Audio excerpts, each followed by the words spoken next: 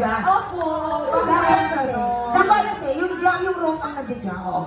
Nung bata ba, hindi ka ba nakakapag-gampilo? Hindi po sa hula-hoop po ako magaling eh. Okay, next time natin ang hula hoop. Next Papahilitin pa. Kanya-kanya skills yan. Ikaw naman, Ashi, ginalingan mo din. Pero Oo, dahil nga. medyo hirap ka, nakita ko dahil sa outfit mo. At saka,